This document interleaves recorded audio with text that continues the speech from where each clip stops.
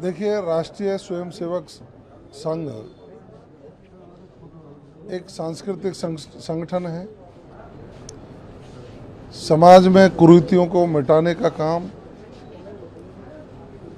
और आपसी भाईचारा और समरसता कैसे पैदा हो सकती है, उसके लिए राष्ट्रीय स्वयंसेवक संघ वर्षों से काम कर रहा है। देश की आज़ादी से लेकर अब तक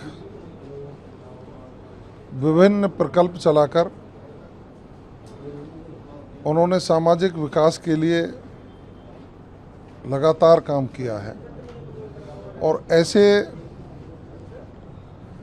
राष्ट्र सेवी और राष्ट्रवादी संगठन के ऊपर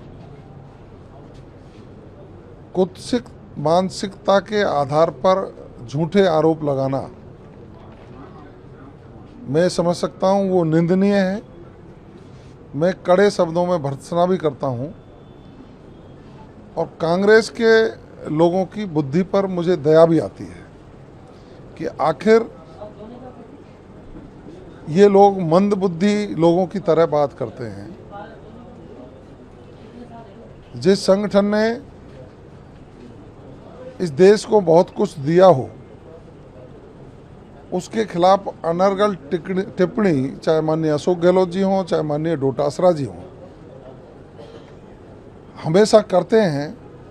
उनको विचार करना चाहिए कि एक संगठन ऐसा है जो कभी राजनीति नहीं करता, सिर्फ समाज की सेवा और राष्ट्र सेवा के भाव से उसके कार्यकर्ता काम करते हैं। लेकिन आपकी जो ये ओछी मानसिकता है ना, यही आपके पतन का कारण है।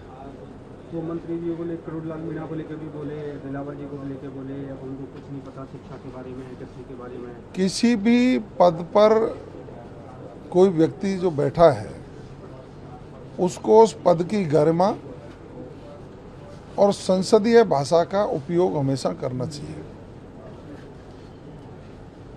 माननीय गोविंद सिंह डोटासरा जी ने जिन शब्दों का उपयोग किया है, वो ये लगता है कि जैसे वो धमकी किसी को दे रहे हों। कोई विषय सामने आया है तो उस विषय पर गंभीरता से चिंतन करना चाहिए। और मैं समझ सकता हूं वो पीसीसी के चीफ हैं, तो पीसीसी चीफ को आपा नहीं खोना चाहिए। संयमित भाषा में अपनी बात कहें तो लोग सराहेंगे, और यदि किसी एक झूठी शिकायत करके आप लोगों को दबाने का प्रयास करेंगे डोटासरा जी, तो कोई इस तरह से दबेगा नहीं।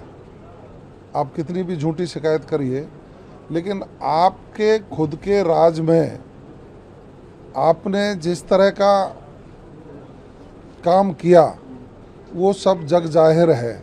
सब लोग समझते हैं कि कांग्रेस के समय में घोटाले थे, घोटालेबाज सरकार थी। आज माननीय मुख्यमंत्री भजनलाल शर्मा जी के नेतृत्व में हमारी सरकार पारदर्शिता से चल रही है और पारदर्शिता से काम करके जनता के प्रति जवाबदेह होकर के हम काम कर रहे हैं। आप पटना बन जाके आए तो सर किस तरीके से मामला सुनेगा? दो जातिगत, देखिए, पांचना का जो विषय है